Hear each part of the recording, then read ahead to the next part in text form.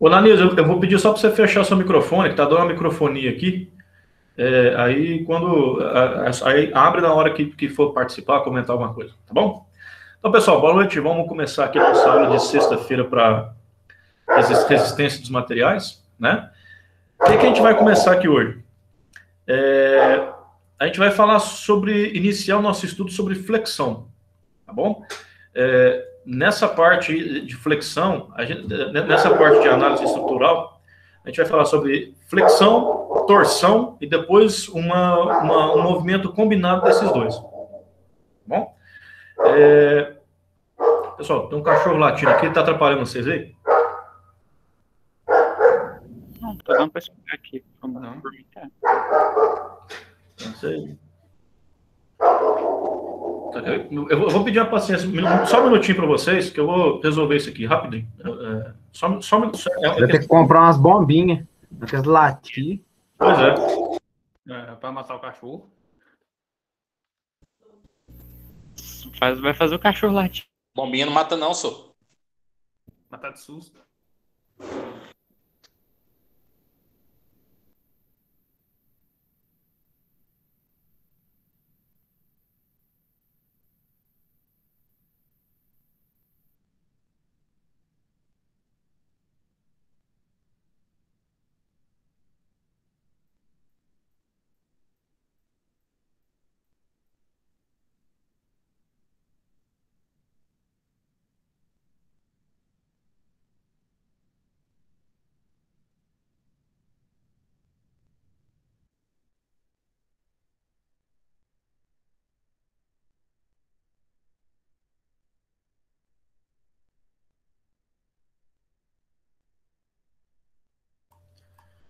Pronto, voltei.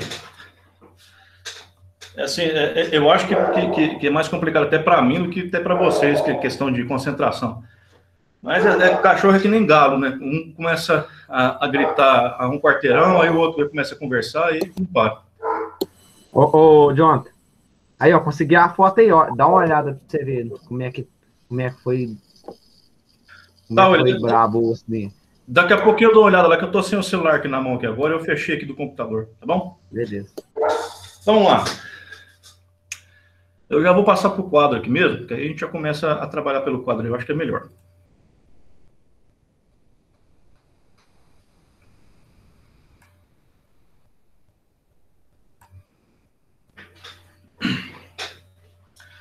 Vamos lá então, pessoal. Para falar aqui sobre flexão, eu vou falar de uma coisa que vocês já viram no semestre passado. Eu deixei propositalmente para falar de tração e compressão nesse momento aqui agora. Vocês viram que no semestre passado vocês estudaram essa questão de tração e compressão. Eu não abordei isso durante a nossa revisão. Por quê? Porque eu achei melhor falar isso aqui agora, quando a gente está dentro de flexão, porque alguns conceitos que a gente vai observar aqui, estudando flexão, né, tem uma certa similaridade com as questões de tração e compressão, né, no que tange as tensões que a gente vai encontrar, tá bom? Então, né, simplificado, eu não vou entrar em muitos detalhes, muitos exemplos, mas simplificadamente, né, quando a gente tem, por exemplo, um eixo, né, uma peça, um eixo, pode ser inteiriço aqui, né? E aí, esse eixo, ele recebe uma carga nesse sentido, uma força, né, sendo aplicada nesse sentido, a gente tem essa questão da tração.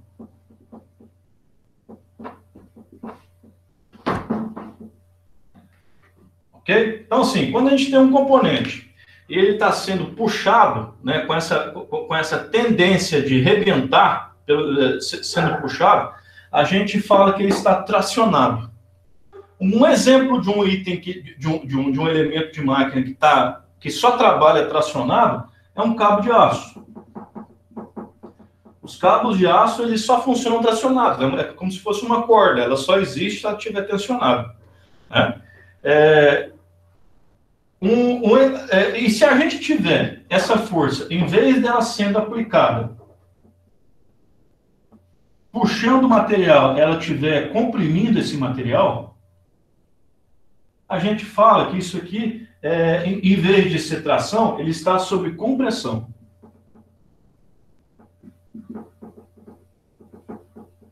Compressão? Com 2 S. Ele está comprimido, né? Eu tenho uma força sendo aplicada, pressionando isso daqui, né, nesse sentido, e fazendo todo o corpo desse material ficar tensionado mais na compressão. Um exemplo disso daqui são pilares.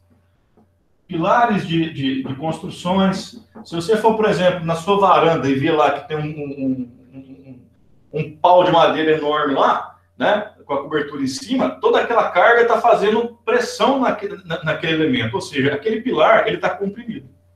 Tá? Então, essa questão de tração e compressão é muito simples de entender. Eu tenho a carga sendo aplicada no sentido do eixo do material, né?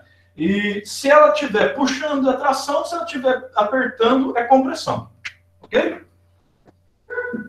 Muito simples.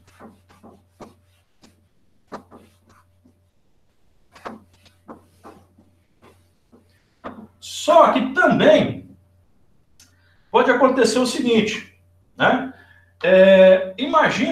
Imaginem vocês que eu tenho isso aqui acontecendo. Deixa eu ver se eu consigo fazer esse desenho aqui de uma forma decente, na mão aqui.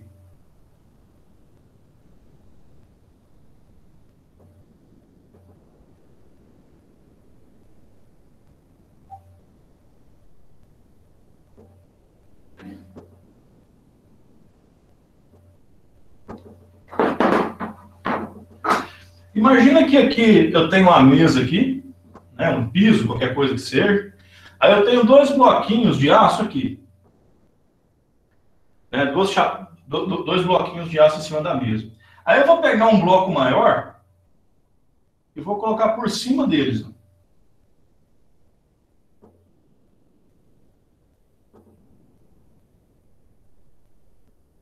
Ok? Ou seja, isso daqui é como se tivesse tracejado aqui, como se tivesse atrás, né? Vocês já estudaram desenho técnico, vocês sabem a diferença de uma linha contínua e a linha tracejada. Né? Aí o que vai acontecer? Eu vou pegar uma força e vou aplicar no centro dessa chapa superior aqui.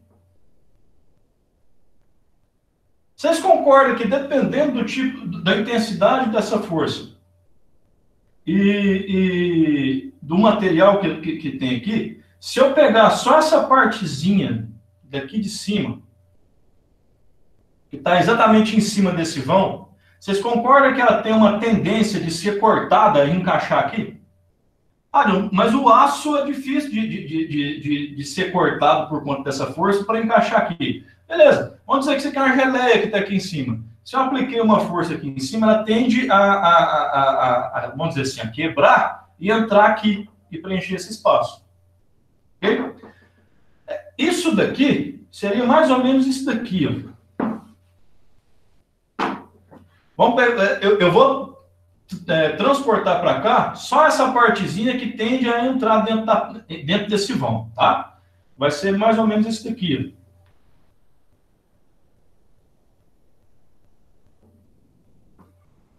Essa paredezinha aqui, ó, é essa superfície aqui.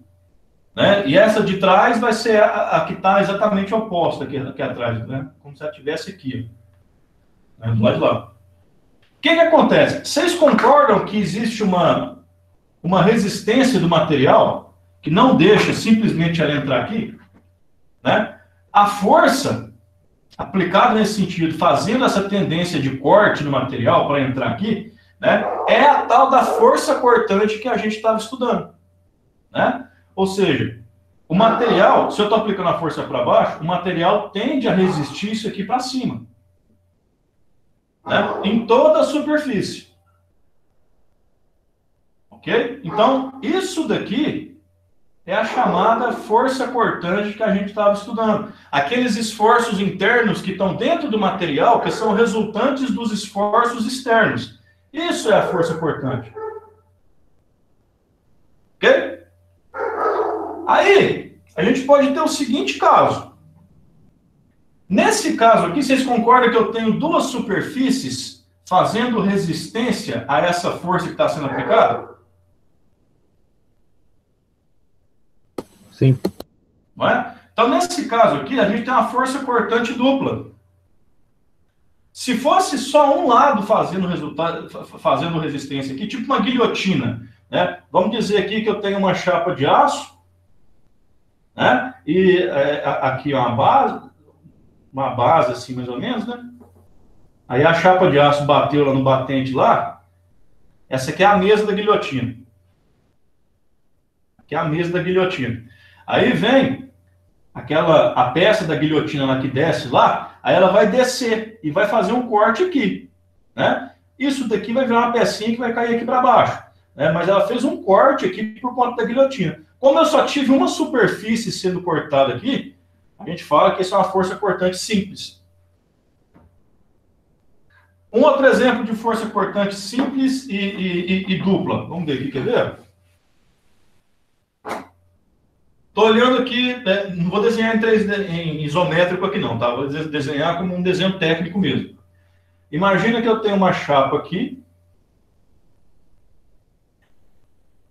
E imagina que eu tenho uma chapa para cá.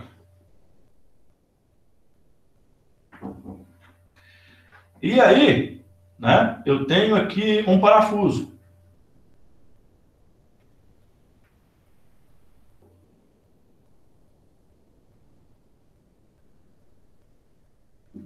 Tenho aqui um parafuso.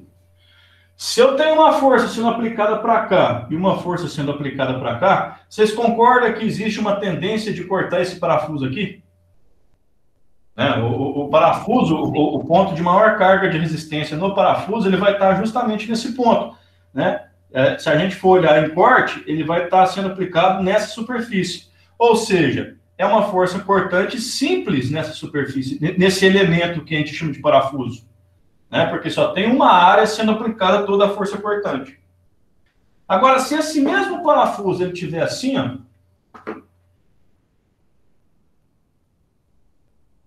tem uma outra chapa sendo puxada para cá, e esse parafuso está para cá.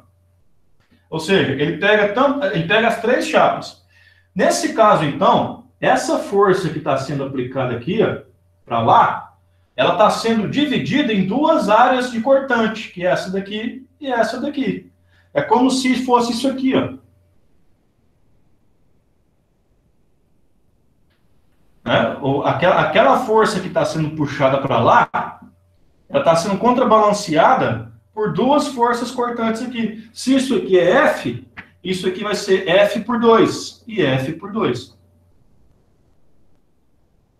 Força cortante simples, que é aquele caso que só tem as duas chapas, né?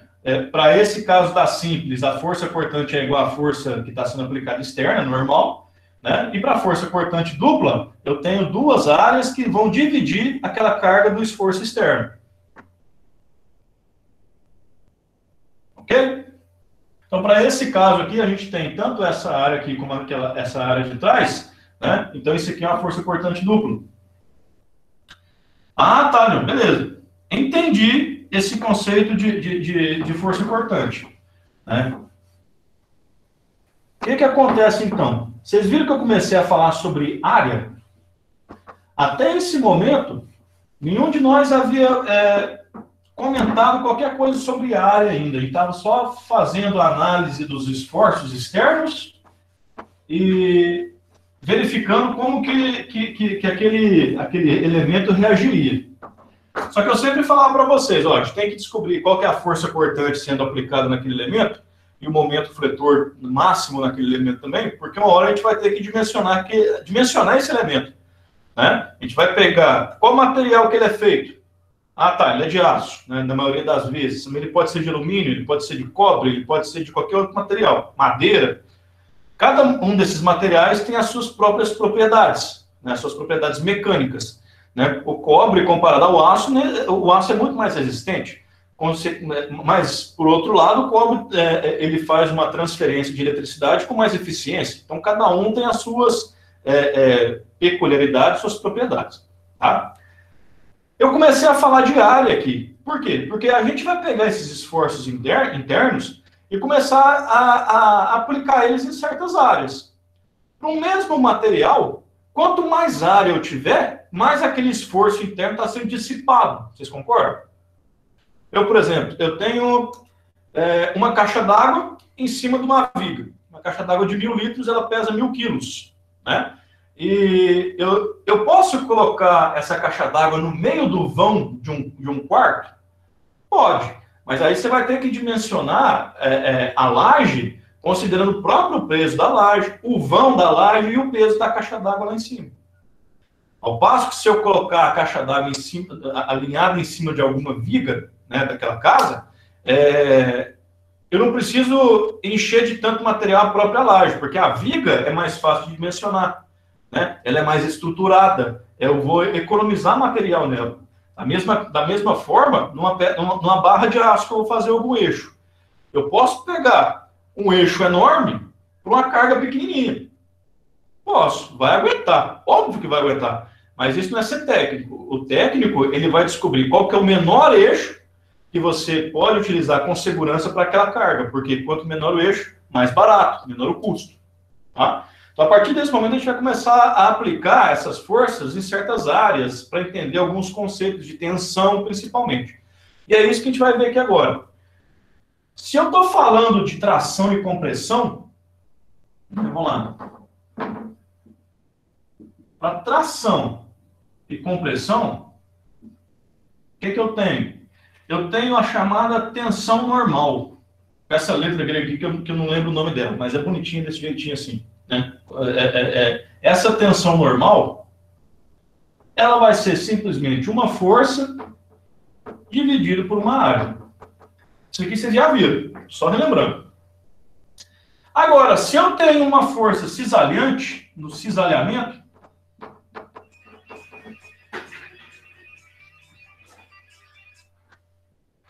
se eu tenho aqui uma força no cisalhamento, só um minutinho, pessoal, perdão.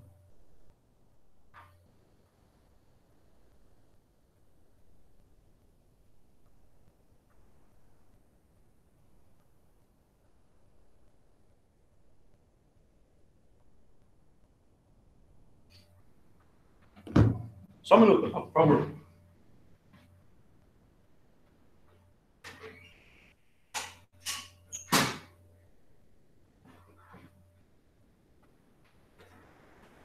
Pronto, voltamos. Se eu tenho uma força cisalhante, eu vou ter uma tensão também, mas uma tensão de cisalhamento, que eu vou usar essa letra aqui que eu acho que chama tal, né? Que ela também é uma força sobre uma área. Tensão, de uma forma geral, é isso. Tensão é força sobre uma área. Só que essa força, ela pode ser uma força normal, que a gente fala. O que é uma força normal? Imagina que eu tenho aqui um plano. E eu tenho uma força que ela sai dele, ou entra nele, perpendicular nele. A gente chama isso de força normal. Ou seja, para esse quadro aqui, uma força normal seria uma força perpendicular ao quadro saindo ou entrando nele. Nessa mesa, seria isso aqui. Uma força saindo ou entrando na mesa. Se eu tenho um plano inclinado, a força normal é a força que sai ou entra nesse plano inclinado em 90 graus. Tá? Como a gente está falando de tração e compressão, volta naquele desenhozinho que eu fiz. Aqui, ó. Eu tenho o eixo, né? A força é aplicada aqui, aí ela está em 90 graus em relação a essa base que ela está sendo aplicada. Por isso que se chama força normal. Toda força que sai perpendicular ao plano de origem dela, a gente chama ela de força normal. Tá bom? Tá, Jonathan, mas eu entendi. Tá. A tensão normal, né, que agora eu já sei por que chama tensão normal, acabei de explicar para vocês, né, ou a tensão de tração ou compressão, mas é mais fácil falar tensão normal, ela é a força dividida pela área. Beleza, entendi. Mas a força cisalhante, a tensão cisalhante, também é uma força dividida pela área. Sim. Como que eu vou diferenciar isso daqui para frente? Vamos lá. De novo, vocês viram que a tensão normal, ela é perpendicular. Vamos ver aqui, tensão normal. Agora, se eu tenho uma força sendo aplicada assim, ó,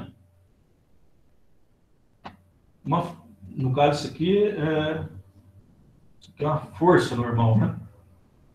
Ela, nessa área aqui, vai criar uma tensão, uma tensão normal.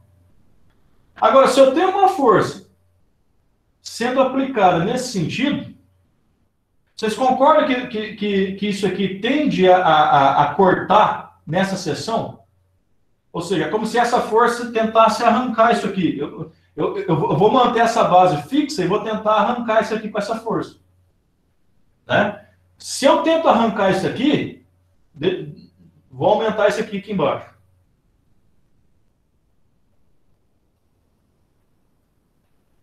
Se eu tenho essa força sendo aplicada aqui, internamente ao material, é como se eu tivesse diversas outras forçazinhas bem pequenininhas fazendo a compensação disso daqui, para que ele não rompa. O somatório, né, a força resultante dessas forças internas todas aqui, que a gente vai chamar aquela força cortante que a gente estudou lá até esse momento, naqueles gráficos lá. Tá? Então, assim, para essa força aqui, eu tenho uma tensão normal. Para essa força, sendo aplicada perpendicular, radialmente aqui, no sentido aqui da superfície, eu tenho a tensão de cisalhamento. Vou mostrar um exemplo bem interessante para vocês aqui, que vocês vão entender. Aí, beleza. Presta atenção nesse exemplo aqui que eu vou passar para vocês. Ó, quer ver?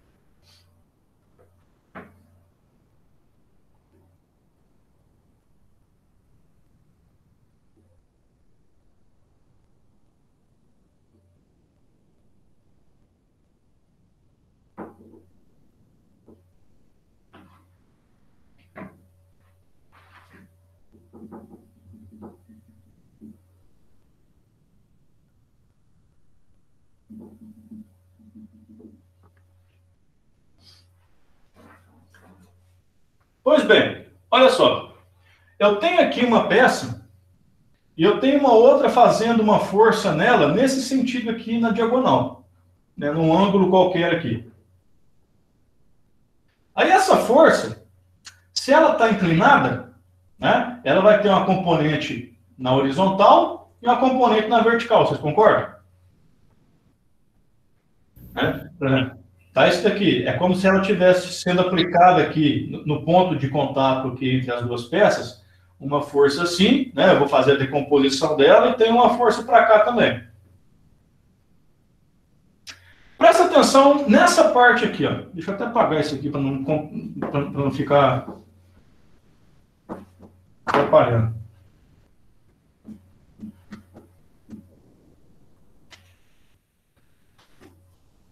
Presta atenção nesse componente aqui, ó. Olha essa força aqui, eu vou chamar ela de F de X. Essa força F de X, ela está sendo aplicada, né, basicamente, ela está sendo toda absorvida por essa superfície aqui, não tá? Sim. Todo mundo conseguiu enxergar? Eu coloquei até tracejado aqui para mostrar que é onde ela está batendo. Tá? Essa força está sendo totalmente absorvida por essa superfície. Vamos dizer que isso aqui é 3, isso aqui é 1 de altura. Né?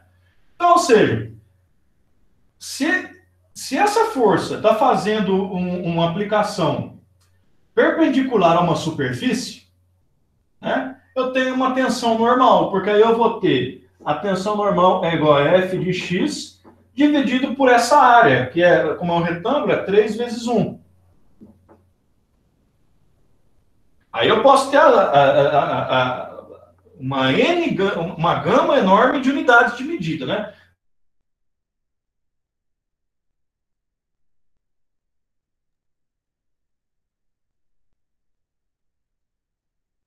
Jonathan, eu acho que caiu. Sua imagem não está aparecendo mais. Pra mim caiu também.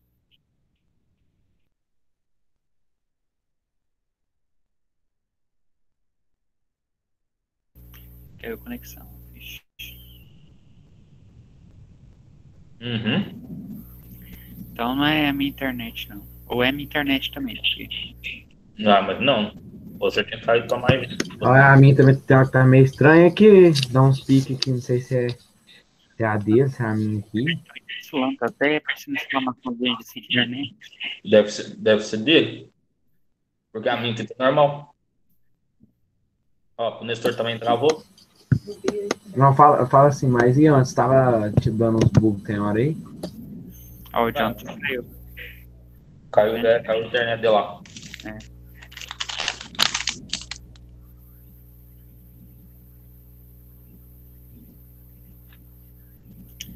Esperando. Só aguardar. Hein? Ele mandou lá no grupo. A minha internet caiu. Tá voltando. Falou lá, aguarda.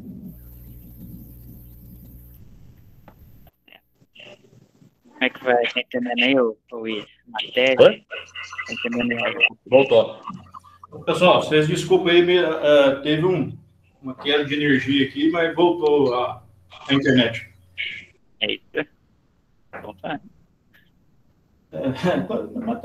Voltou. Tá todo mundo ouvindo bem? Tá sim, beleza. Vou voltar isso aqui, tá bom. Beleza. Então, assim, até aqui vocês acompanharam o que eu fiz?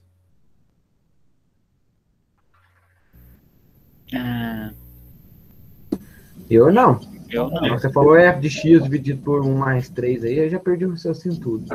Então, beleza. Ó, eu tinha falado o seguinte, ó. Eu tenho essa força sendo aplicada na diagonal.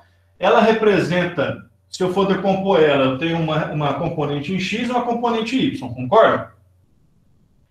Essa componente em X, vocês concordam que ela está sendo absorvida por essa área, por toda essa área aqui?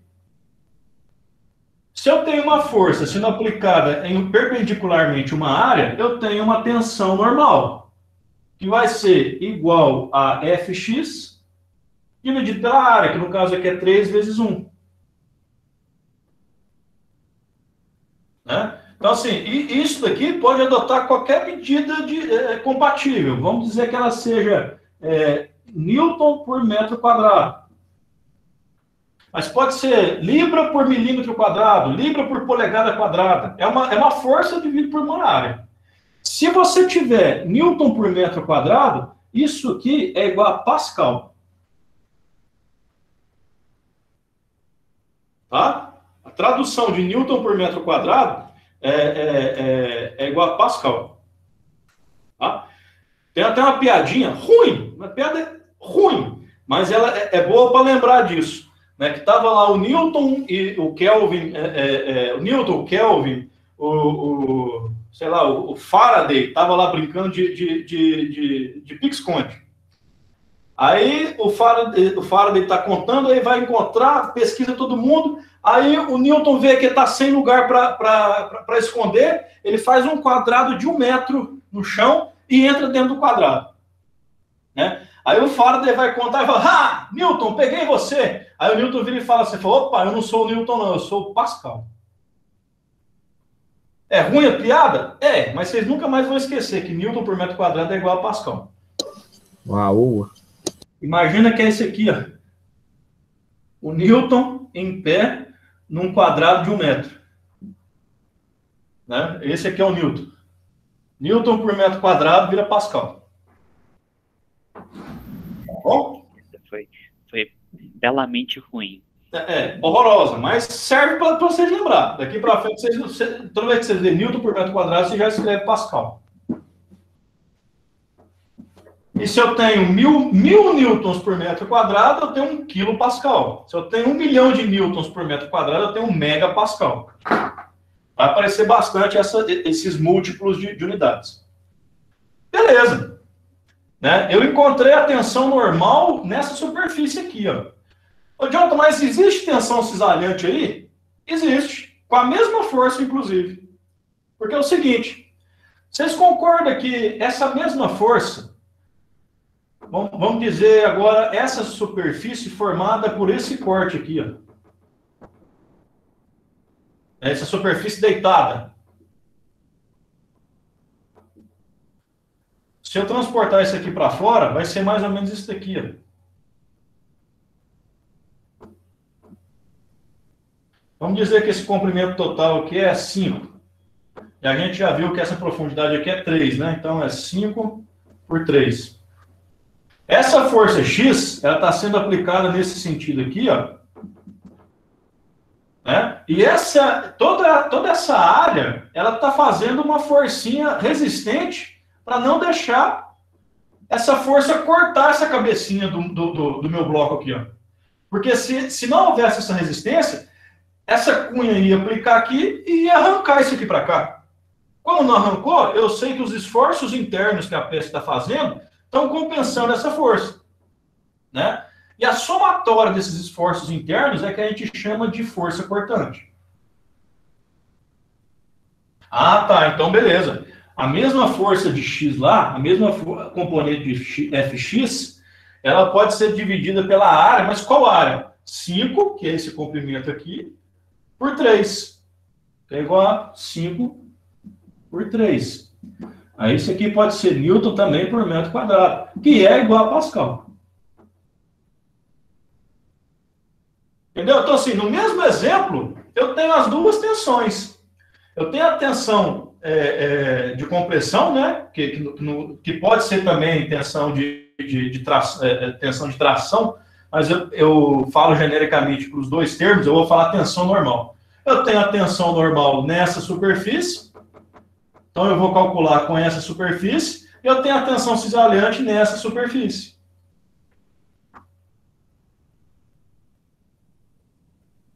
Aí você vai me perguntar, tá, a tensão cisalhante, beleza. Mas e se não fosse esse comprimento aqui, ó? Se esse comprimento, em vez de 5 metros, que é o caso aqui, fosse curtinho, tivesse só 1 centímetro. Né? Aí não seria um blocão todo isso aqui, seria só uma paredinha tipo isso aqui, ó. Estaria assim, né?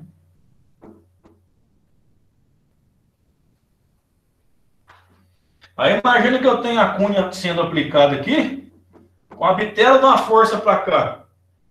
Aí eu tenho a minha cisalhante aqui que eu calculei, ela vai estar sendo dispersa numa área bem curtinha, porque eu deixei só 1 centímetro aqui dessa paredinha. Isso aqui vai ser suficiente para aguentar essa força grande que está chegando aqui? Não sei. Vai depender do material. Se as propriedades do material falar que ele resiste a essa tensão cisalhante, beleza. Né? Se falar que não resiste, aí eu vou ter que aumentar esse bloco aqui, justamente para chegar até no ponto onde eu fico com a resistência suficiente para aguentar isso aqui. Tensão normal, força sobre área. Tensão cisalhante é força sobre área também. O que muda é a área que eu estou observando. Cuidado com isso.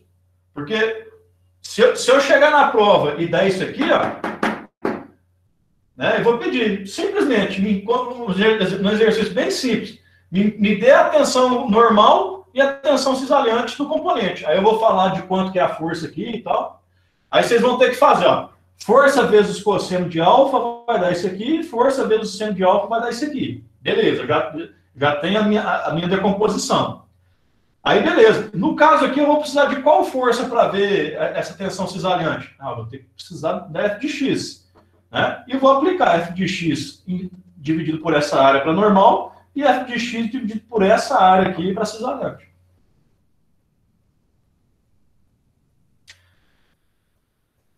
De onde vai cair esse exercício? Vai cair na prova? Não sei. Eu acho que é bom copiar.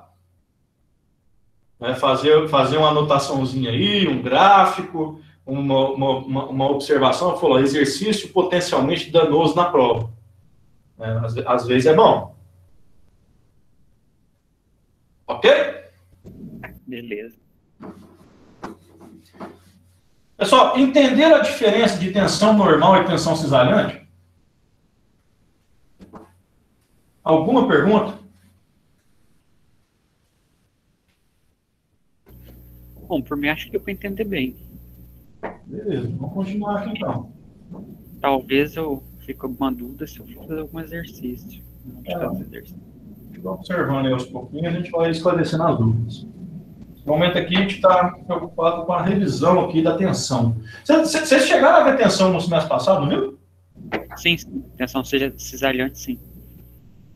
Beleza. Vou mostrar uma coisa aqui para você que você já conhece também. Aqui, ó.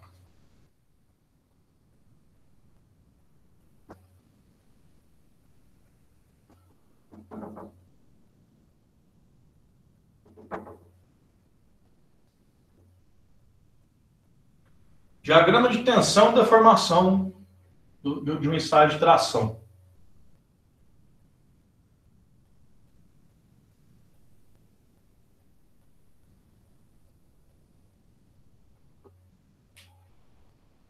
Vocês viram isso aqui também, não viram?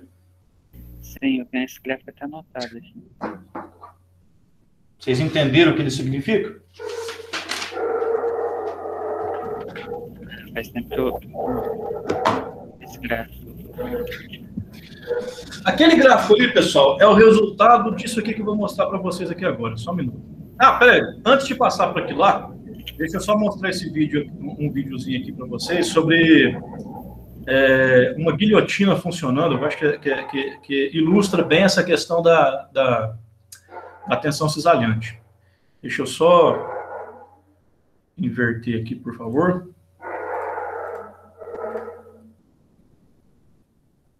E compartilhar a tela. Guilhotina que você fala é válvula? Não, é uma guilhotina mesmo, de cortar chapa. Firmino, agora eu vou dar uma demonstração para vocês cortando a chapa. Vou dar um corte nela para vocês verem. Vou tirar uma pinguinha de nada que vocês aqui. Cortezinho no que ela faz. E que nem eu falei para você, tá vendo aqui, ó? Essa peça é a peça que morde aqui para segurar a chapa. Porque se não tiver nada para segurar, ela pode dobrar assim, ó, e rebentar a faca, entendeu? A peça tem que estar bem firme para ela poder descer e cortar. Se ela não tiver esse apoio aqui, ó, se ela dobrar e entrar entre as duas lâminas, tchau. Rebenta a guilhotina no meio. Você destrói ela, quebra ela. Vou fazer um corte aqui para vocês verem.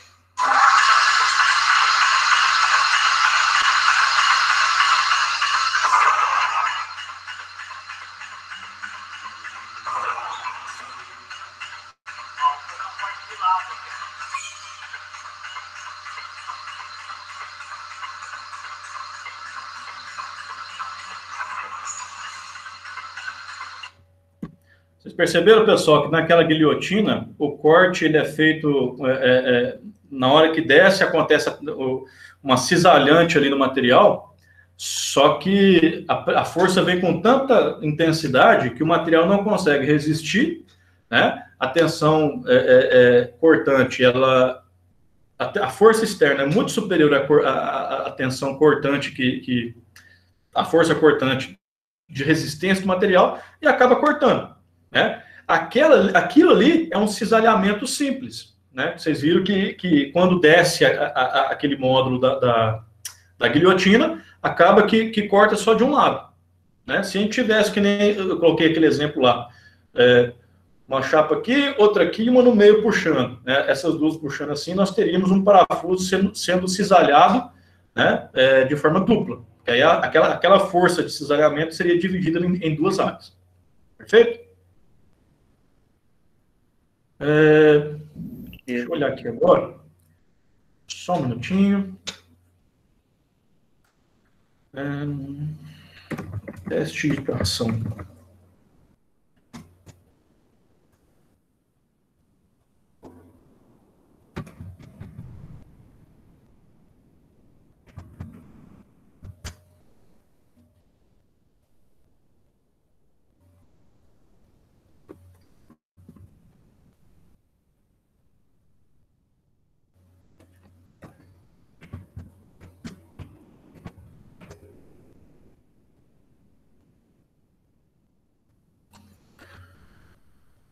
Estou tentando lembrar o nome de um teste aqui de laboratórios.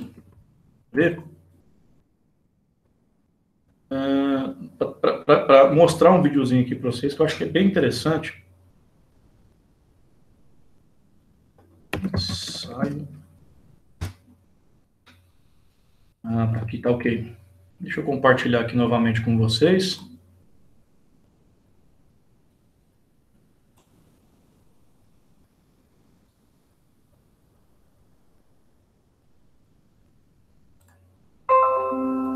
Eu tenho aqui, pessoal, o seguinte. Nesse vídeo aqui, a gente consegue saber, a gente consegue visualizar um ensaio de tração numa máquina de ensaio de tração. Né? Aí, o que acontece? Eu tenho aqui um eixo usinado, numa medida padronizada. Eu estou numa máquina hidráulica que vai prender esse eixo tanto em cima como embaixo e vai fazer uma força tracionando isso aqui. Tá? Desse ladinho aqui, vocês vão ver o gráfico sendo montado instantaneamente. Né? Porque a própria máquina, ela computadorizada, ela consegue mostrar isso aqui. Por conta do tipo de material, o gráfico que vai ser mostrado aqui, ele não é exatamente igual ao que a gente vai ver no quadro. Tá? Porque diferentes materiais com propriedades diferentes, um é mais dúctil, o outro é mais frágil, ele vai fazer um gráfico diferente aqui. A gente vai olhar no quadro ali o gráfico para os casos genéricos, né? Para o caso didático, vamos dizer assim. Prestem atenção, deixa eu acelerar essa velocidade aqui, está muito devagarzinho. Preste atenção que à medida que vai sendo feita a força aqui para cima, né, eu tenho esse crescimento do gráfico aqui. Né? O que é esse crescimento do gráfico, John? Ele vai me indicando a deformação junto com a tensão. Da mesma forma que eu tenho um gráfico de velocidade e posição, eu tenho aqui a deformação, à medida que essa barra deforma, a tensão que é observada internamente a ela. Tá? Vocês podem ver que ela começa eu acho que tá bem pequenininho aqui o início, mas ela começa numa inclinação específica. Né? À medida que vai sendo aplicada a força, ela vai aumentando.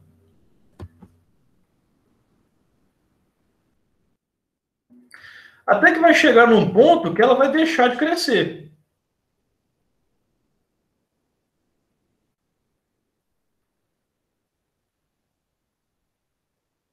Logo aqui, quando ela começa a descer, deixou de subir, parou e começou a descer. Vocês vão começar a perceber que existe aqui um pescocinho sendo criado aqui no material.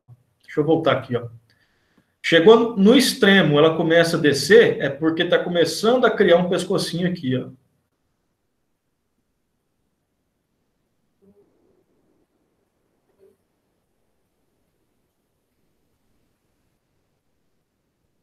Até que quebra. Ok? Então, aqui, ó. Nesse ensaio aqui, esse iniciozinho aqui, ó, ele representa a parte elástica do ensaio. Ou seja, é onde eu tenho aqui uma aplicação de força que se eu soltar, o material volta do jeito que era antes. Daqui para frente, tudo isso aqui é elástico. É plástico. Ou seja, deformou, ele não volta ao estado original que era antes. Bom?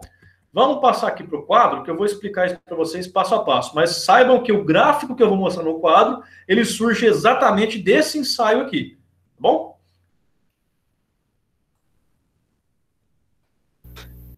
Beleza.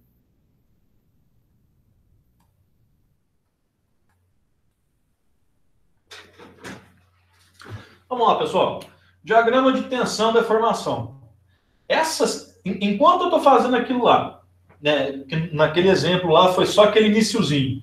Eu tenho essa fase que eu chamo de fase elástica. Ou seja, eu estou aplicando força e estou crescendo essa força. Eu estou puxando, cada vez puxando mais. Tá? Aí eu começo a ter uma deformação. Aquela força vai representar, para aquela área que está sendo do meu corpo de prova, vai representar uma tensão também. À medida que eu aplico mais força, eu aumento a tensão e aumento a deformação, porque o material ele tem essa capacidade de se deformar. Beleza. Enquanto eu estou aqui aplicando tensão e deformação, se eu soltar aquela carga, o material que esticou um pouquinho, ele volta. Por isso que eu vou falar que é a fase elástica. Tá? Simplesmente isso. Ah, mas é aço, ele vai voltar? Vai voltar. Ele deformou na fase elástica. Isso aí acontece quando você vai voltar uma peça na prensa, né, Jonathan? Isso. Você pensa que ela tá passando do ponto, ela volta um pouquinho. Tá, mas é o seguinte, ela volta justamente por conta disso aqui, ó. Mas é o seguinte, quando você vai mexer na prensa e você já deforma ela, significa que ela rompeu esse ponto aqui. Tá? Se você aplica uma força, solta a força, a peça volta ao estado original na hora, significa que ela ainda está na fase elástica. Não é muito assim, custoso entender que a maioria dos projetos, ou seja, praticamente todos os projetos que a gente faz, ele tem que estar aqui dentro, né? Porque se eu tenho uma viga lá e ela deforma e não volta mais, dependendo daquela viga, acabou, né? Ela não vai ter mais aplicação. Então, todo projeto que eu faço é necessário que os esforços estejam dentro dessa faixa aqui, porque a viga ela se mantém. Eu estou trabalhando com ela aqui, por exemplo. Beleza, o dia que eu desliguei a máquina, ela volta. Né? Eu tive uma sobrecarga na máquina, ela veio até aqui. Beleza, consertei a máquina, o meu eixo voltou. O problema é se ele romper esse ponto aqui. Ó.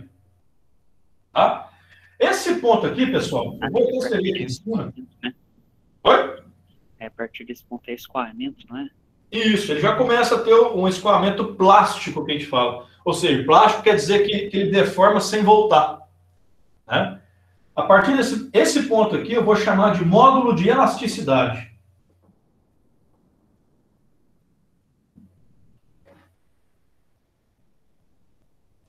Isso daqui vocês vão encontrar naquelas tabelas de propriedades mecânicas dos materiais.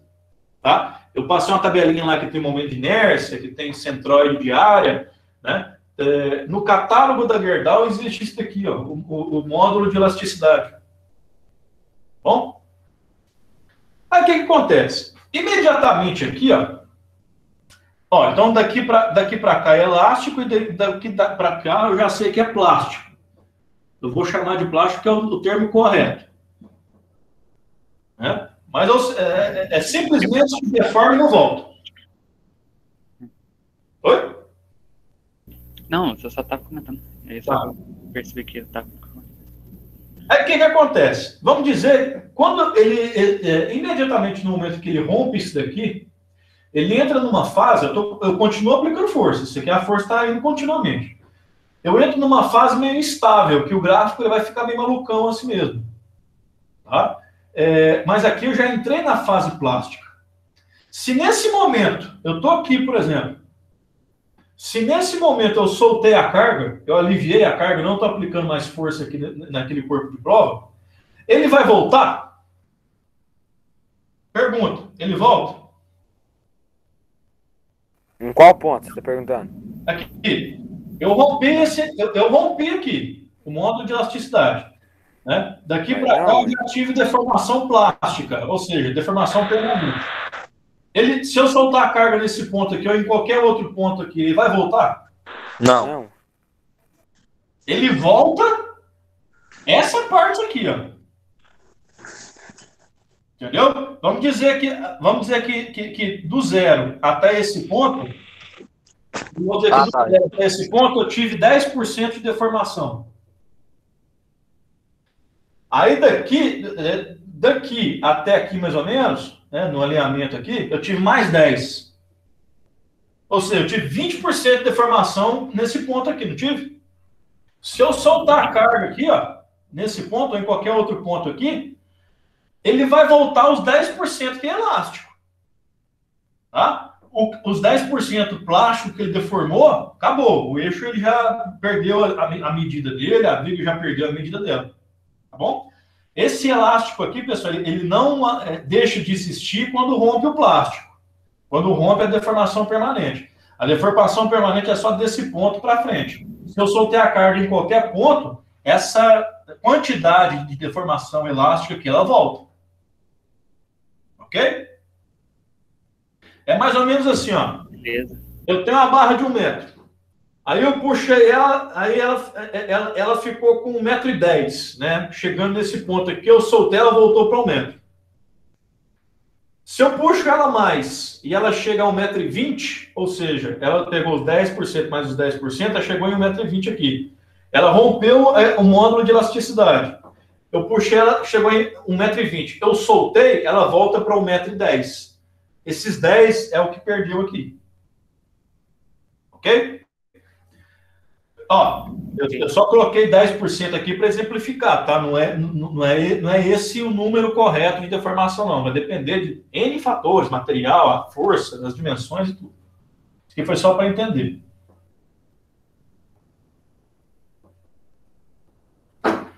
Tá.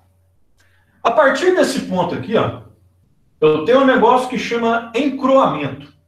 Você sabe o que é isso? Encroamento vai ser o seguinte. Imagina que eu tenho aqui uma chapa. Aí ela está sendo tracionada nesse sentido aqui. Aí esse gráfico representa o comportamento dela aqui, né? A tensão e deformação. Ela está deformando e até a tensão. O aço, todo material, ele é feito por grãos microscópicos. Né? É a estrutura cristalina do aço. Não vou entrar nesse mérito, não. Mas assim, o aço ele derreteu, né? Ele foi lingotado nesse formato. E à medida que ele vai solidificando, imagina o gelo, por exemplo. Né? Quando você vai vendo o gelo se formando, né? Tá lá um copo de alumínio, ele começa a congelar. Você vai ver que ele congela num ponto, depois ele cria tipo um pontozinho ali congelado, e ele vai congelando em volta daquele ponto. Outro ponto ali que vai congelando em volta daquele ponto, de forma que passa um tempo, tudo aquilo solidificou. Cada um desses pontinhos ali que iniciou o congelamento, a gente pode entender que é como se fosse um grão do aço. É como a gente realmente fala grão. Né? Depois eu até mostro alguma coisa de metalurgia para vocês. Mas esses grãos é como se fossem ali, é como se tivesse todo mundo juntinho ali, formando, como se fossem bolhas sólidas, vamos dizer assim, juntando, fazendo todos os grãos do aço, formando aquele volume. Quando você estica isso daqui, acontece um fenômeno que a gente chama de encruamento dos grãos. Esses grãos se deformam e ele deixa o aço mais duro, ele muda as propriedades do aço. Né? O aço ele sofre algumas alterações de resistência, de dureza, de flexibilidade, quando você deforma esses grãos, né? Quando há o encruamento. Tá? Quando eu tenho encruamento do aço,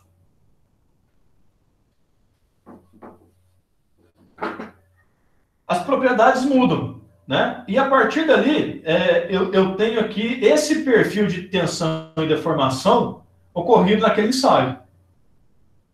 Okay? Até que chega num ponto máximo. Esse ponto máximo eu vou chamar de limite de resistência.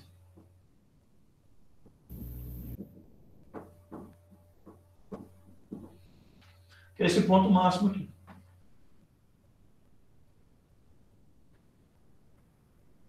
A partir desse momento, nesse momento aqui especificamente, vai acontecer aquele negócio que vocês viram lá. Vai começar a surgir um pescocinho aqui no material. Nessa região aqui, acontece aqui uma bagunça enorme com aqueles grãos.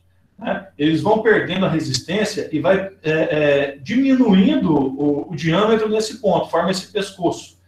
Esse fenômeno aqui a gente chama de estricção.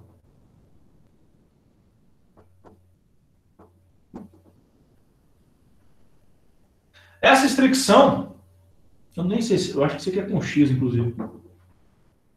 Essa estricção é o fenômeno de virar um pescocinho aqui. Quando isso aqui acontece, é porque eu já começo a ter essa decrescência aqui na curva, até chegar nesse ponto, que é o nosso ponto de ruptura. É o limite de ruptura do material. É, o limite de ruptura. Pelo menos eu anotei que é com esse mesmo. Ok? Então, assim, Isso Aí daqui, quebra? ele rompe, ele quebra. É que nem acontece no vídeo lá, né? A força está sendo aplicada para cá, a força está sendo aplicada para cá. Nesse ponto aqui, ele quebra. Tá? O ensaio é feito dessa forma até quebrar. Não vou entrar em detalhes sobre o ensaio, não. Né? Por quê? Porque esse diâmetro aqui é padronizado. Depois que isso aqui quebra, a gente tem que medir esse diâmetro do pescocinho que ficou aqui e faz alguns cálculos para verificar algumas coisas. Mas vocês têm que entender, é basicamente isso aqui, ó. Parte elástica, se passou desse limite, que é o módulo de elasticidade, ele já está deformando plasticamente. Tá? Aí eu tenho o limite de resistência e o limite de ruptura também. Esses pontos são importantes da gente conhecer. E na maioria das vezes, os projetos devem ser trabalhados só nessa área elástica aqui, ó. Porque qualquer coisa além dela vai trazer uma deformação plástica para o meu elemento, né, que eu posso não reaproveitar ele para mais nada depois.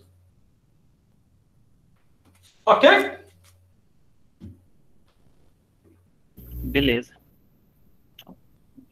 Se não tiver pergunta, eu vou apagar e continuar, hein? Pergunta não. Vamos embora.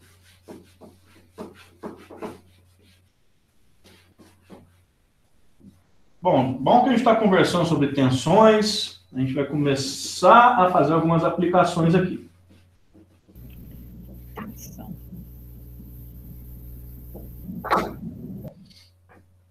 Tá. Um detalhe. Se eu tenho uma tensão de ruptura, eu não quero que chegue nesse ponto, né? Porque aí já rompeu, né? Aí o que eu faço? Eu aplico alguns fatores de segurança nisso, né? O que vai ser essa questão dos fatores de segurança? Se eu pegar uma tensão de ruptura e dividir por um fator de segurança, vamos dizer que seja de 3, né? Eu vou pegar aquele fator, aquela tensão de ruptura e dividir por um fator de segurança para que isso aqui nunca chegue nisso. Então, vamos dizer que eu tenho um fator de segurança de 3, aí eu vou pegar a tensão de ruptura e dividir por 3. Isso daqui vai me dar uma tensão admissível. Tá? Então, assim, por que eu estou falando isso? Porque a gente vai precisar conversar muito sobre fatores de segurança quando a gente fizer projetos. Tá? Eu posso utilizar um fator de segurança aqui na tensão de ruptura. Né? Eu posso utilizar um fator de segurança na tensão de escoamento, né? Que é, naquele gráfico lá, aquela tensão aqui do módulo de elasticidade. Né? Aí eu pego essa tensão aqui, divido por um fator de segurança, para que o meu equipamento só trabalhe aqui, por exemplo. Ah, não, beleza. A minha tensão admissível é só até aqui. Né? Eu não admito passar disso. Por isso eu peguei o meu módulo de elasticidade e dividi por um fator de segurança. Né? Vamos dizer que seja de 2. Então ele só vai até a metade aqui. Ó. Se durante o serviço aquele equipamento excedeu isso daqui, rompeu as questões de projeto. Não é para exceder isso aqui. Entendeu? Então, assim, toda vez que a gente falar sobre fator de segurança, é isso. Eu estou pegando uma certa tensão, dividindo por um fator de segurança, para que não exceda o ponto que eu quero que seja o limite. Para esse ponto limite, eu chamo de tensão admissível. Tá? O nome mesmo já fala. Fator de segurança é isso, pessoal. Quando, por exemplo, você estiver contratando alguém para fazer uma estrutura metálica, a norma de estrutura metálica, para diversos tipos de estrutura, ela tem diversos fatores de segurança específicos. Né? Se eu tenho uma cobertura, a norma lá, acho que é NBR 8800, que fala de estruturas metálicas, ela vai trazer fatores de segurança para cada tipo de elemento de uma estrutura metálica. Um pilar tem um fator de segurança, uma treliça tem um fator de segurança, um caibro ali tem um fator de segurança. Né? Tudo isso daí é normatizado. Tá? Não é nada inventado dessa forma, não. Vamos lá. Isso aqui é negócio que vai trançando. Tipo parecido um X. Treliça é esse aqui, ó. Tipo uma estrutura quadrada, né? Aí tem... Ah, tá. Todo galpão é feito assim, né? É. Isso é tipo uma amarri, não é que fala?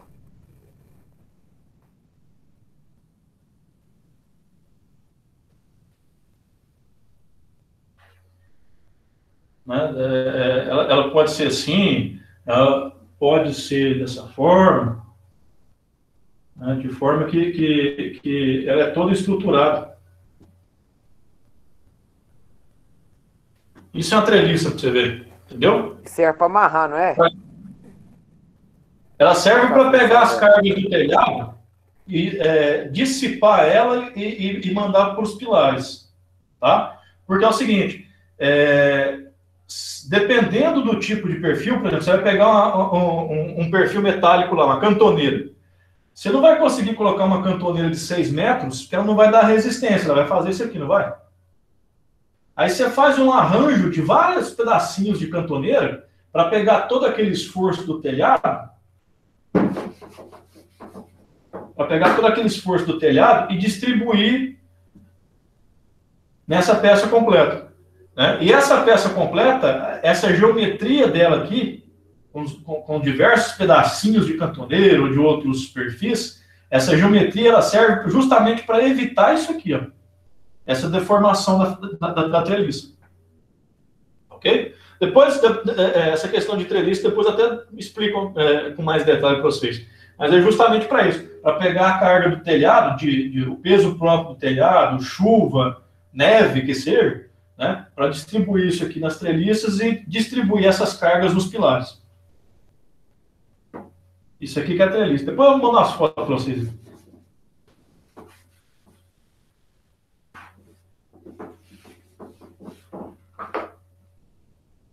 Beleza. Aí agora a gente vai falar de flexão. A gente entendeu o que é tração e compressão e as tensões envolvidas, né? Agora a gente vai falar de flexão. Só que eu já tinha antecipado para vocês uma definição de flexão, não foi? Cara, se eu tenho uma força sendo aplicada num elemento no sentido axial, não, como é que é? No sentido radial dela aqui, né? Ela vai tender a deformar dessa forma aqui, ó.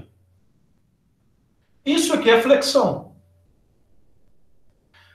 Né? Diferente que se eu tivesse uma força nesse sentido aqui, né, e aqui está travado, isso aqui, né, poderia até deformar. Isso aqui seria flambagem, foi o que eu falei para vocês. Não é o nosso caso, a gente está estudando flexão aqui agora. E tem um negócio muito interessante na flexão que é o seguinte, ó. Imagina que eu apliquei essa força aqui e ela está apoiada nas extremidades. Ok? Vamos dizer que esse suportezinho é assim, ó. Deixa eu desenhar aqui com mais calma.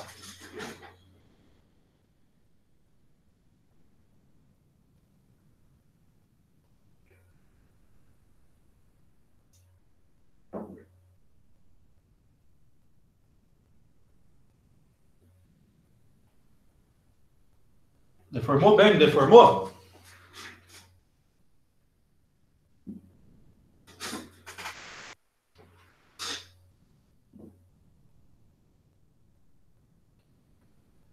Eu tinha os dois suportes, aí eu apliquei uma força e a minha viga deformou dessa forma. Ela fletiu, ela flexionou. O que acontece aqui nesse caso?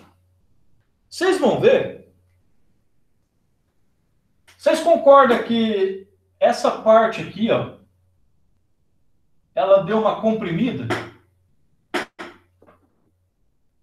É como se eu tivesse pegado um pedaço de madeira e feito assim, ó.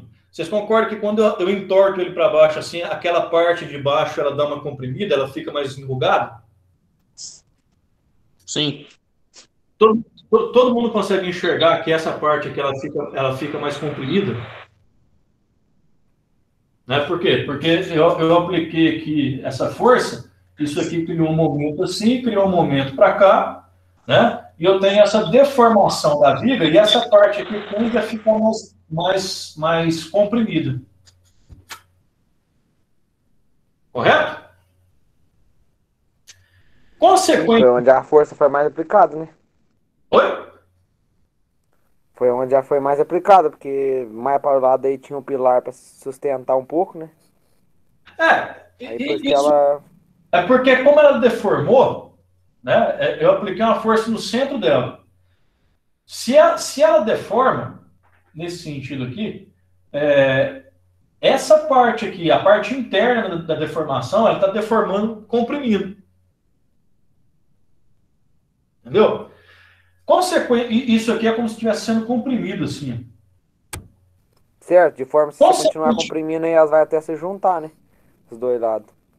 Isso, né? Se você fizer assim, por exemplo, tipo uma rosquinha assim, né? Você juntou as duas pontas e soldou as pontas. Aí vai ficar assim, né?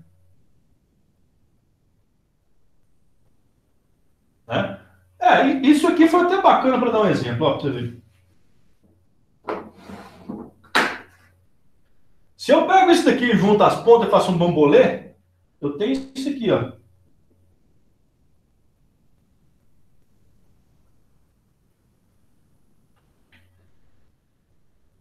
Eu vou ter essa parte interna aqui, vocês vão ver que ela vai ficar mais enrugada.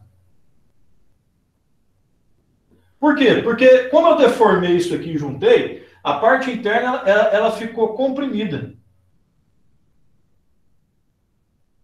Ao passo que a parte externa ela vai ficar tracionada, porque eu estiquei ela. Né? Na hora que eu fiz o movimento, ó, pra você ver, se eu faço esse movimento, eu estou esticando a parte externa desse balãozinho aqui, ó. Né? Então aqui você vai ver que fica aqui umas marquinhas aqui, como se tivesse menos material. Ou seja, isso aqui vai ficar tracionado e essa parte interna vai ficar comprimida.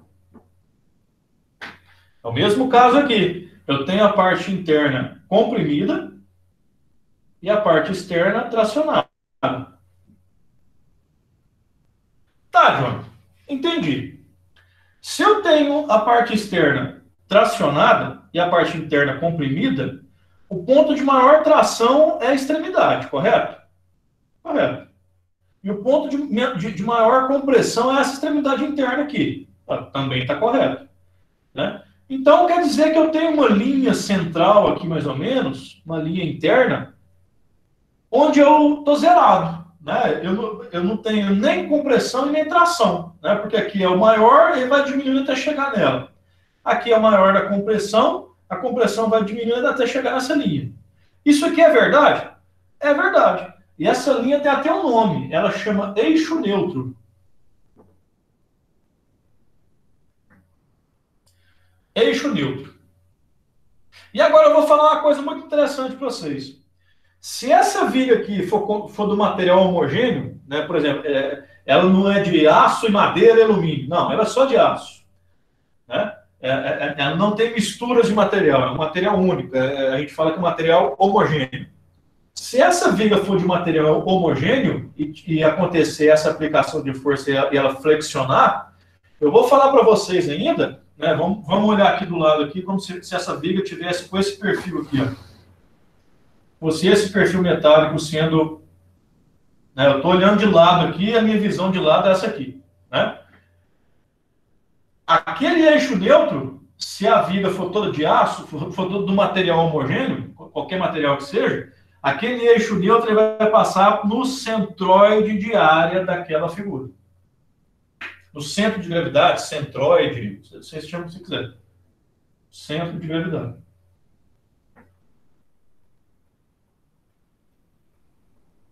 Porque, e mais uma razão de ter estudado centro de gravidade, ó, é um negócio que não vai fugir de vocês mais. Então, beleza. Se eu tenho aqui uma região de compressão e uma região de tração, vocês concordam comigo que aqui existe uma tensão de compressão, uma tensão normal de compressão, né? Porque eu estou falando de tração e compressão. E aqui existe uma tensão normal de tração. Não tem cisalhamento aqui. Eu não estou preocupando com cisalhamento aqui por enquanto, não. Ou seja, na mesma peça, eu tenho aqui uma tensão de compressão e uma tensão de tração. Qual seria a maior tensão? Porque eu vou ter que dimensionar essa viga depois pelo maior valor desses dois aí. Né? Eu vou ter que verificar qual que é esse valor e qual que é esse valor. O maior deles eu vou ter que adotar para fazer o dimensionamento da viga. Ou escolher o perfil aqui, né? Qual o perfil que vai ser selecionado e tal. Vamos ver como é que calcula isso daí?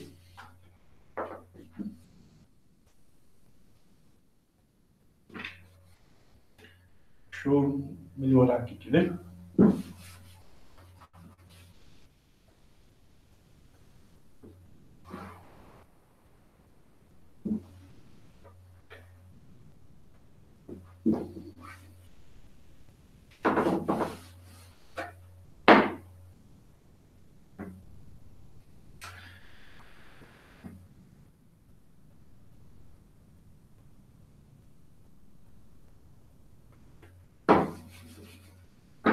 Vamos dizer que essa viga que eu desenhei aqui, a lateral dela, olhando lateralmente, ela está assim. Naquele desenho que eu desenhei aqui, eu vou desenhar aqui, só a pontinha dela aqui.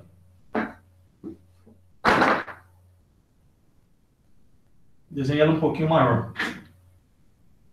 Vou desenhar até maior ainda para ficar melhor.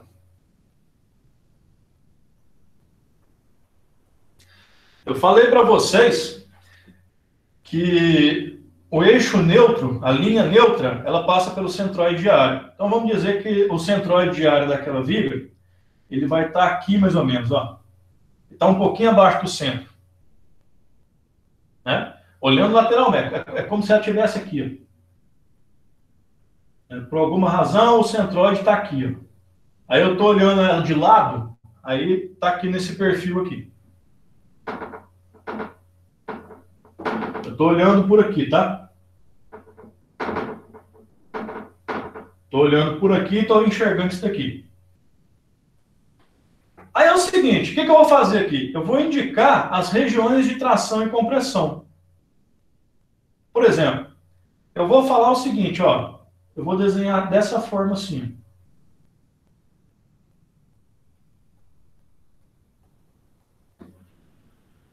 Aí eu vou colocar aqui, saindo para fora vai ser a tração. E entrando é a compressão. Vocês lembram que eu falei que o maior valor das duas é nas extremidades? Aqui, ó, nas extremidades eu tenho os maiores valores. E que à medida que vai entrando para dentro da peça, eu vou chegar a zerar as duas no eixo neutro. Aqui, ó, o eixo neutro está no centroide, no centro de gravidade aqui. Aí, eu vou ter que observar o seguinte. Qual que é essa distância aqui e qual que é essa distância aqui, ó? Porque, para calcular ali a minha tensão, eu vou... A minha tensão normal aqui, para saber qual que é maior, eu vou ter que calcular aqui. Eu vou calcular para essa medida da compressão e vou calcular para essa medida na tração também. Certo? Como que eu vou calcular isso? A fórmula para calcular a tensão, nesse caso aqui, a tensão estudando flexão, se eu estiver flexionando um elemento para calcular essas tensões normais, é isso aqui, ó. Tensão normal é igual o momento interno vezes o Y dividido pelo momento de inércia no eixo neutro. Essa é a minha equação. Eu vou lá no MD Solids, vou simular esse carregamento e vou encontrar isso aqui. Isso aqui eu vou tirar lá do diagrama de corpo livre. Isso daqui eu vou ter que calcular. Vocês já sabem calcular o momento de inércia em relação ao eixo neutro, ou em relação ao centro de gravidade daquela peça.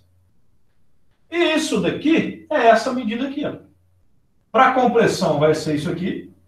E para tração vai ser isso aqui. Essa medida aqui.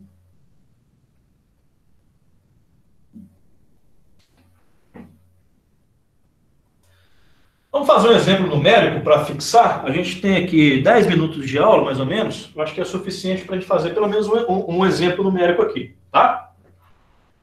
Entender essa questão aqui, pessoal, né? Na flexão, o que está sendo comprimido e o que está sendo tracionado? Eu tenho a deformação. A parte interna da deformação é a compressão e a parte externa é a tração. Muito simples. Isso daqui é simplesmente a tradução dessa imagem, só que eu coloquei no diagrama. E a partir desse diagrama eu vou aplicar essa equação para encontrar qual que é o maior valor. O maior valor é esse ou esse aqui? Né? Visualmente a gente já sabe que é esse aqui. Né? Aí eu vou ter que encontrar, eu vou ter que aplicar esse y aqui, essa distância aqui, dividir pelo momento de inércia. E esse momento interno aqui eu encontro lá naqueles gráficos que nós fizemos. Beleza.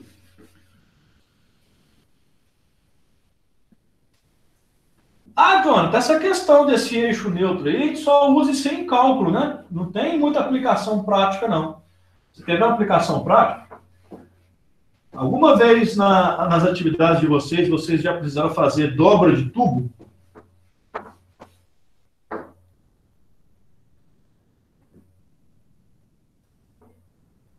Eu tenho um tubo, né? Se vocês não sabem, pessoal, existem duas formas de fabricar tubo. Né? É um tubo com costura e sem costura.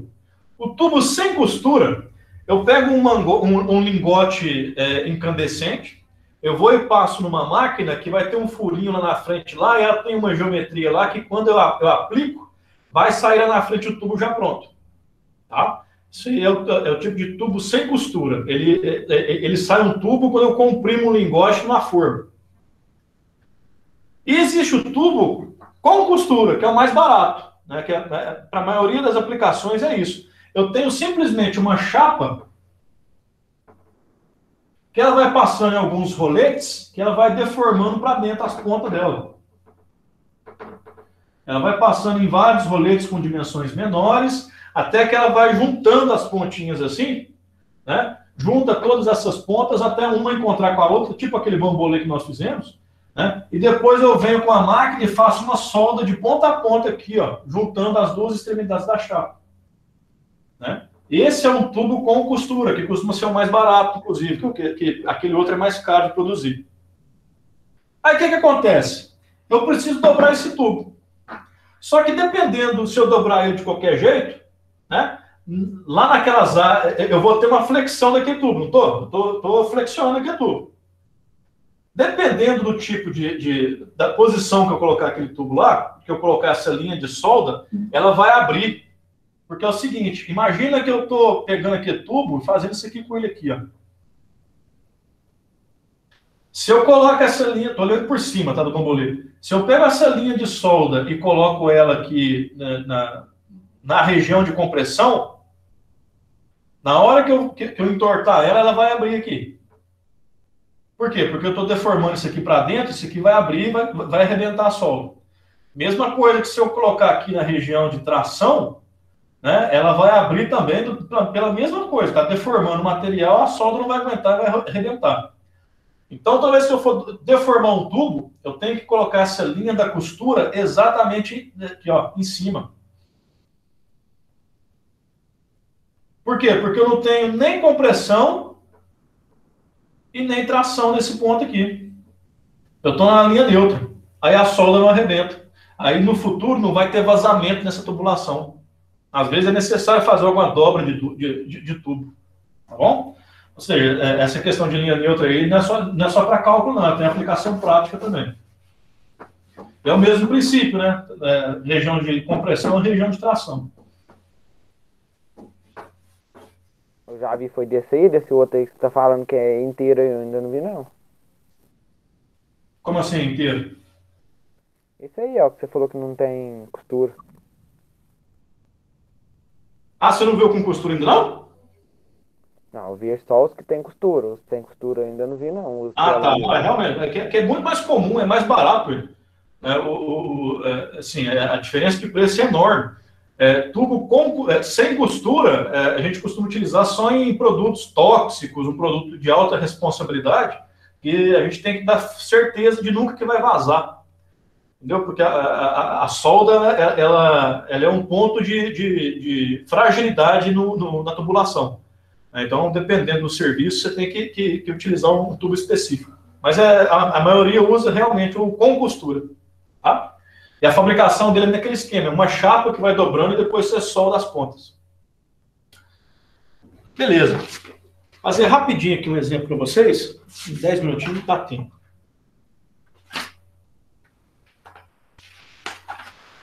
Esse aqui eu vou acelerar um pouquinho, tá, pessoal? Aí vocês vão acompanhando, por favor.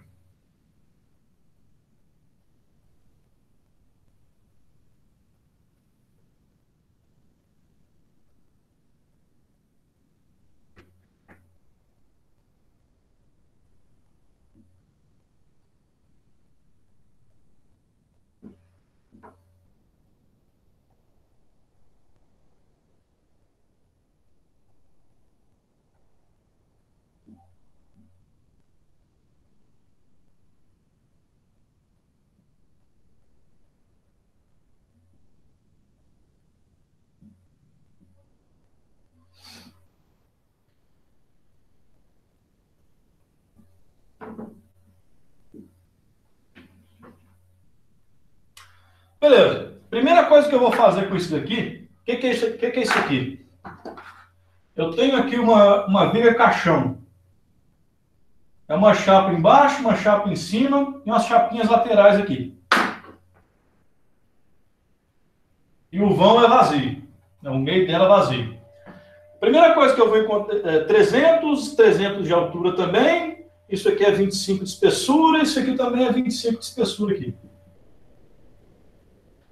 Primeira coisa que eu vou encontrar é o momento de inércia desse conjunto aqui. Eu estou vendo que isso daqui está simétrico, né? O que tem em cima tem embaixo, tem nas laterais, está no centro, então o meu eixo neutro equivale ao X e o meu momento de inércia desse conjunto também está no eixo, está aqui no centroide área, no centro de gravidade. Então, o meu momento de inércia no eixo neutro, isso aqui é um retângulo, né? É base vezes altura ao cubo dividido por 12.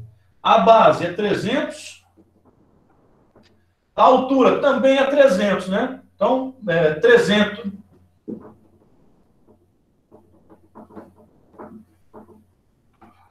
Estou verificando aqui o conjunto externo. Se é 300 vezes 300 ao cubo, eu posso chamar isso aqui de 300 elevado à quarta.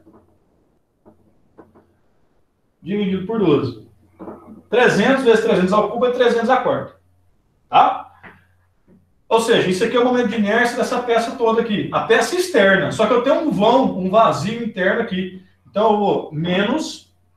Qual que é o vão? 125 com 125 é 250. Então, 250, 250 vai ser 250 à quarta dividido por 12 também.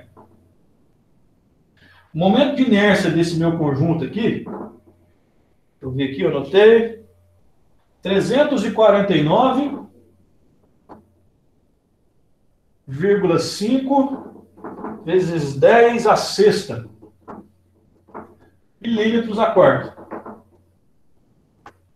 O momento de inércia desse conjunto é esse aqui. Ok? Beleza. Aí eu estou aplicando uma força aqui em cima. Eu apliquei uma força aqui em cima, eu fiz aquele diagrama lá, e eu encontrei que o momento máximo é igual a 1.200. Não, 120 mil. Acho que isso aqui acho que está em newtons, tá? 120 mil. Tá. A minha equação para encontrar as tensões é isso aqui, né? Tensão é igual ao momento vezes o y dividido pelo momento de inércia. 1.200. Não, 120 mil, né? Perdão. Vezes o y máximo. O que é esse y máximo? É a distância do meu centro de gravidade até a extremidade da peça, tanto para compressão como para tração. Como a peça está simétrica, o meu centro de gravidade está aqui, então o que eu tenho para cima, eu tenho para baixo. Né? Então, eu posso calcular a tensão de compressão ou de tração, que vai ser igual a outra. Então, eu vou calcular só uma só. Né? A minha distância aqui, até esse ponto, é 125 mais 25 é 150. Então, é 150. Dividido pelo momento de inércia, que é aquela trapezonga lá. 349,5 vezes 10 a 6. Se a gente resolver isso aqui vai me dar isso aqui, ó. A tensão na compressão, né, que a minha carga está aqui, a minha tensão na compressão é igual a 42,92 MPa. Megapascal. Ah, esse mega significa o quê? Que é 10 a sexta. 42,92 vezes 10 a sexta Pascal. Né? Mas aí eu pego isso daqui e falo que é megapascal.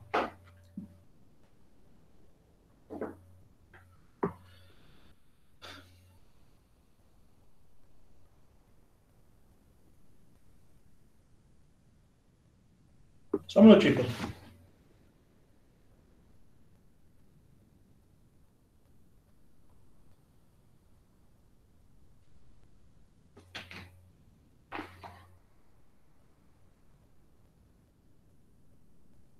Não, eu fiz uma confusão aqui, vocês me perdoem.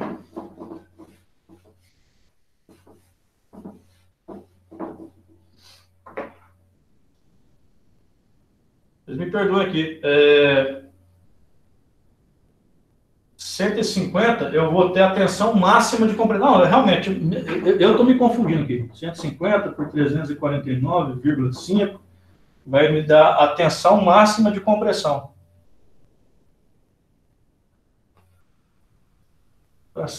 Não, eu errei, foi a conta aqui. Isso aqui vai dar 51,5 megapascal. Tá. Ok. Isso daqui é a tensão máxima de compressão ou de tração, porque é simétrico. Né? E aqui? Né? Porque em cima da mesa é onde eu peguei. E aqui, embaixo aqui? Você vai repetir a mesma conta, só que em vez de colocar 150, você vai colocar 125. Porque aí você vai ter qual que é a tensão máxima de compressão em cima dessa peça, a tensão máxima a tensão de compressão nesse elemento aqui, né? A tensão de compressão em todas essas alturas, dependendo da altura que você colocar aqui. Para esse caso, vai dar aqui, ó. Se eu trocar esse aqui por 125, eu vou ter aqui isso aqui, ó. Aí sim, vai dar 42,92.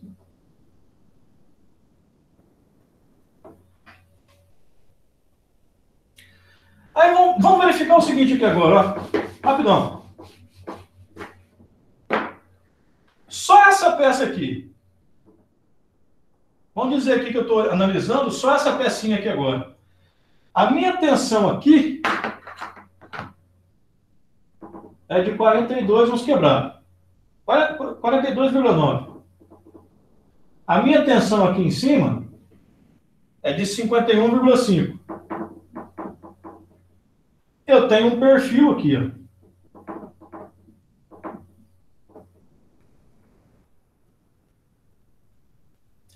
Se eu pegar essa tensão máxima aqui e dividir pela área desse elemento, né, eu vou ter a força resultante que está sendo aplicada. Né, porque tensão não é força sobre a área. Né? Se eu já descobrir a tensão e eu multiplicar pela área, eu vou ter a força resultante.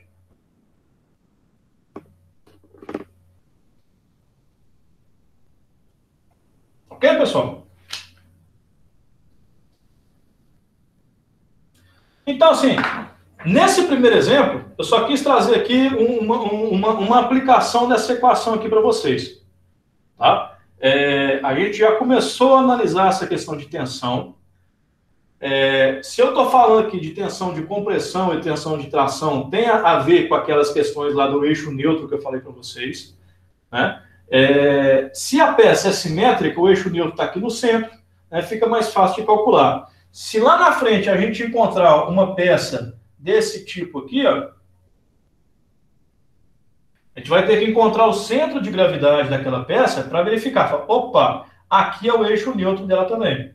Né? Porque eu tenho que observar o conjunto inteiro. Ok? Pessoal, então assim, hoje foi para apresentar esses conceitos, depois a gente vai apresentar com outros exemplos, com mais calma. E nesse primeiro momento foi o que eu trouxe para vocês aqui. Tá bom? Alguém tem alguma pergunta que eu possa esclarecer, alguma dúvida que não entendeu dessa questão da aplicação da equação? Beleza, então. Então eu vou encerrar aqui por agora. E nesse final de semana eu já coloco as atividades para vocês fazerem lá também. Tá bom? Vai deixar pra que dia essa atividade? Vai dar um tempinho, né?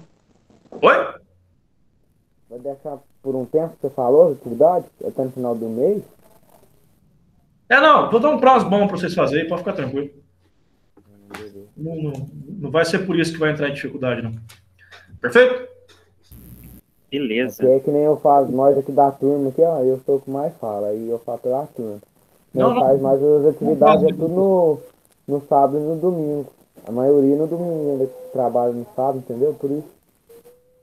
Não, pode deixar, William. Eu compreendo essa questão, hein? Pode deixar que não vai ter problema, não. Então, valeu, pessoal. Boa noite para vocês. Boa noite. Pessoal, olha o negócio aí que te mostrei. Vamos ver o que você vai falar. Beleza. Boa noite.